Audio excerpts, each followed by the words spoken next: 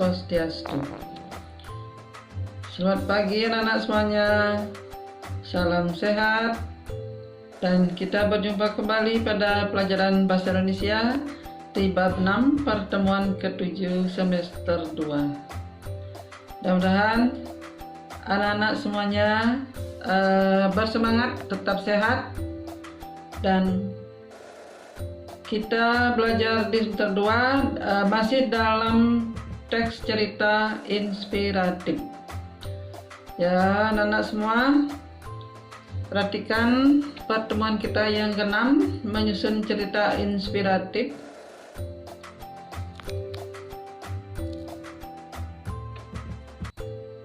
Lihat kompetensi dasar anak.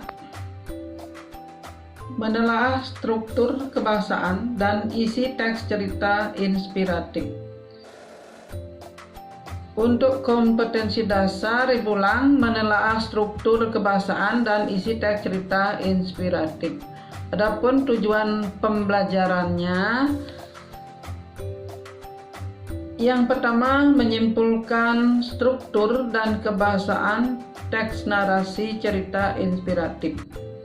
Kemudian yang kedua, memahami rancangan cerita inspiratif berisi ungkapan simpati, empati, kepedulian, dan perasaan. Dan tujuan pembelajaran yang ketiga, memahami model teks narasi cerita inspiratif. Ya, baik anak, kita lanjutkan. Kalau belajar teks cerita inspiratif, kita mulai dengan pengertian dari teks cerita inspiratif. Teks cerita inspiratif adalah salah satu bentuk teks narasi yang bertujuan untuk memberikan inspirasi bagi banyak orang. Cerita yang disampaikan dalam teks inspirasi umumnya dapat menggugah perasaan atau memberi kesan yang sangat mendalam bagi pembacanya. Tak jarang cerita yang disajikan mampu membuat seorang berjanji pada dirinya sendiri untuk menjadi manusia yang lebih baik lagi. Nah, anak-anak, itu tadi pengertian dari teks cerita inspiratif. Sekarang kita lanjutkan ciri-ciri dari teks cerita inspiratif. Ciri yang pertama, struktur teks yang terdiri dari tahap orientasi, perumitan peristiwa, komplikasi, resolusi, dan koda, yaitu struktur teks cerita inspiratif. Kemudian ciri yang kedua, teks cerita inspiratif itu harus memiliki tema atau pokok persoalan di dalam cerita.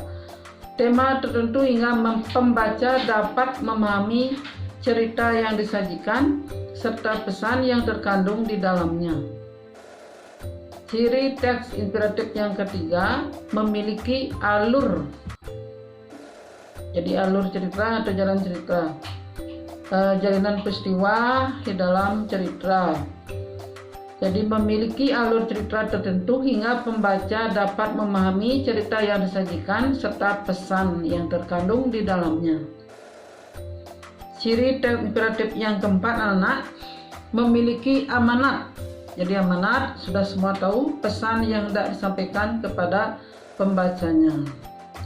Kemudian yang kelima, bersifat naratif, karena menceritakan tentang seseorang atau sesuatu yang dapat memberikan inspirasi bagi siapapun membaca kisah tersebut. Ciri yang keenam, menceritakan kisah hidup seorang tokoh yang dapat menjadi suri teladan bagi pembacanya. Kemudian yang ketujuh, tokoh dalam teks inspirasi dapat berupa tokoh yang ada dalam kehidupan nyata atau rekaan. Yaitu ciri-ciri teks cerita inspiratif ada 7. Kita lanjutkan struktur dari teks cerita inspiratif. Untuk struktur teks cerita inspiratif, kita lihat tahap orientasi, perumitan peristiwa, komplikasi, resolusi, terakhir koda. Tahap orientasi itu merujuk pada pengantar cerita, yakni semacam bagian pendahuluan yang berisi gambaran umum sebelum masuk ke cerita yang rinci. Ya baik, perumitan peristiwa umumnya berisi tentang perjalanan kisah tokoh dan peristiwa yang dialami sang tokoh menuju ke puncak cerita atau konflik. Kemudian komplikasi berisi puncak atau inti cerita, tempat kisah yang menjadi inspirasi pada bagian ini. Biasanya disajikan berbagai permasalahan yang dialami sang tokoh dan bagaimana sang tokoh menghadapi berbagai permasalahan yang ada. Kemudian ada tahap resolusi, artinya merujuk pada peristiwa yang menyadarkan tokoh tentang kebaikan. Pada bagian ini dikisahkan berbagai peristiwa-peristiwa yang dialami sang tokoh dan menyadarkan sang tokoh tentang kebaikan yang didapat. Itu tahap resolusi. Kemudian yang terakhir itu adalah koda, merujuk pada penutup cerita dan biasanya berisi kesimpulan serta pesan moral yang dapat dipetik bagi pembacanya. Itu struktur teks cerita inspiratif. Kita lanjutkan anak, kaidah kebahasaan dalam teks cerita inspiratif. Kaidah kebahasaan ada kata keterangan, kemudian kata keterangannya itu keterangan waktu, keterangan tempat, tujuan, dan keterangan cara. Kemudian dalam teks inspiratif juga ada kalimat majmuk, ada kalimat majmuk setara dan kalimat majmuk bertingkat. Kemudian menggunakan kata hubung atau konjungsi, kata hubung intra kalimat, dan ada kata hubung antar kalimat. Untuk kaidah kebahasaan teks cerita inspiratif, kata keterangan contohnya di sini ya, menambahkan keterangan cara melakukan sesuatu pada kegiatan. Ya, contoh, Nana membaca buku dengan saksama. Ini dengan saksama itu adalah keterangan cara. Kemudian menambahkan keterangan tempat terjadinya suatu kegiatan dengan menggunakan kata depan di, ke, dan dari. Jadi kata keterangan tempat di perpustakaan, di rumah, bisa juga dengan ke, ya ke sekolah, ke kebun, dari, ya dari Denpasar, dari rumah sakit, ya ini keterangan tempat, mengacu keterangan tempat. Kemudian menambahkan keterangan waktu terjadinya suatu kegiatan dengan menggunakan kata saat, pada, ketika, dan lain-lain. Contoh, Dino selalu membaca buku ketika senggang. Ya ini keterangan waktu. Bisa menggunakan kata pada, ya pada hari Senin, saat kita libur, dan seterusnya. Ya, kemudian menambahkan informasi tujuan pada kalimat dengan menggunakan kata agar, supaya, dan untuk. Ini keterangan tujuan ya. Rina belajar giat agar naik kelas. Saya rajin menabung supaya bisa membeli sepeda, itu misalnya. Saya rajin belajar agar lulus ujian. Yaitu contoh keterangan, kata keterangan dengan saksama di perpustakaan ketika senggang agar naik kelas. Ya keterangan cara, kata agar, supaya, keterangan tempat, ya di, ke, dari, keterangan waktu, ketika, pada saat, dan seterusnya. Kemudian keterangan cara, ya dengan rajin, dan seterusnya. Ya baik, menggunakan kata hubung atau konjungsi. Untuk cerita inspiratif di sini, di dalam teks cerita inspiratif juga Nana akan menemukan kata hubung atau konjungsi intra kalimat, antar kalimat. Ada intra kalimat di sini maksudnya konjungsi yang menghubungkan kata, frase atau klausa dalam satu kalimat. Ya contoh, Rino sedang kurang sehat karena selalu belajar hingga larut malam. Ya, ini konjungsi yang menghubungkan kata, frase, atau klausa dalam satu kalimat. Kalau konjungsi antar kalimat, konjungsi yang menghubungkan kalimat satu dengan kalimat lainnya. Ya, contoh, Rino sedang kurang sehat karena selalu belajar hingga larut malam. Namun, Rino tetap dapat mengerjakan ujiannya dengan baik. Yaitu kata hubung atau konjungsi intra kalimat, dan ada kata hubung antar kalimat. Kemudian untuk kalimat majemuk ada dua, kalimat majemuk setara, kalimat majemuk bertingkat. Kalau kalimat majemuk setara, kalimat majemuk yang terdiri atas beberapa kalimat yang setara, kedudukannya sederajat. Ya, kata penghubung misalnya dan, lalu kemudian. Contoh di sini bisa juga dengan kata karena. Rino sedang kurang sehat karena selalu belajar hingga larut malam. Ya, di sini hubungannya sebab akibat. Baik, untuk kata kalimat majemuk bertingkat, kalimat yang terjadi dari beberapa kalimat tunggal yang kedudukannya tidak setara. Ya, contoh, Rino sedang kurang sehat karena selalu belajar hingga larut malam. Namun, Rino tetap dapat mengerjakan ujiannya dengan baik.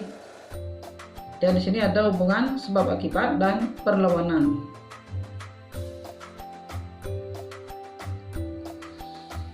Ya, kalimat majemuk setara, kalimat majemuk bertingkat. Itu tadi anak. Ya, baik, untuk model teks cerita inspiratif ini ya, anak-anak mungkin sudah kenal dengan nama Bapak B.J. Habibie. Ya, ini kisah nyata dari seorang tokoh dari kisah Bapak B.J. Habibie. Bisa dijadikan model teks cerita inspiratif. Kemudian itu kisah nyata ya dari B.J. Habibie. Kemudian berdasarkan karangan atau fiksi belaka.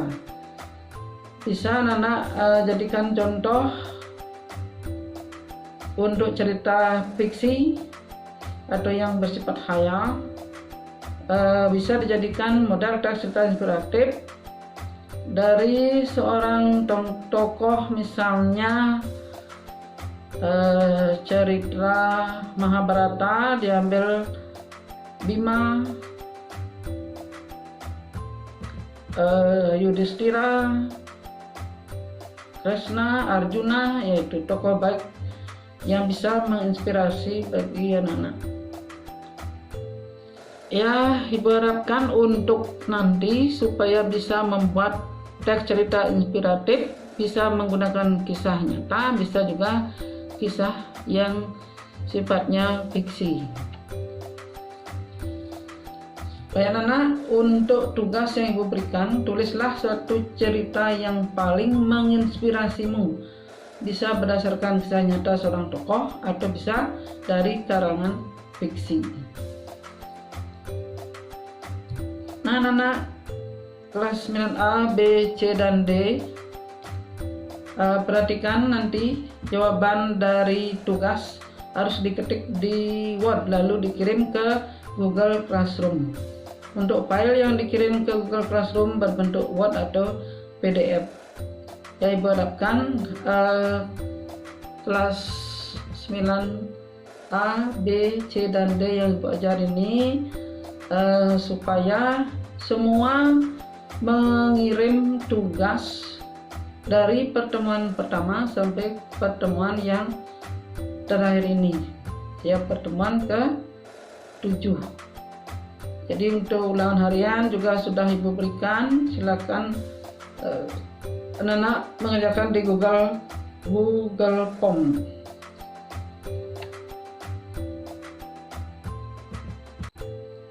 Ya, cukup sekian anak-anak. Ingat tugasnya membuat sebuah cerita inspiratif sendiri. Kemudian diketik di word. Sekian anak-anak semuanya. Terima kasih atas perhatian anak-anak. Ya baiklah, selamat pagi, dan Ibu akhiri pertemuan kita pada hari Rabu ini dengan Parama Santi. Om Santi, Santi, Santi, Om.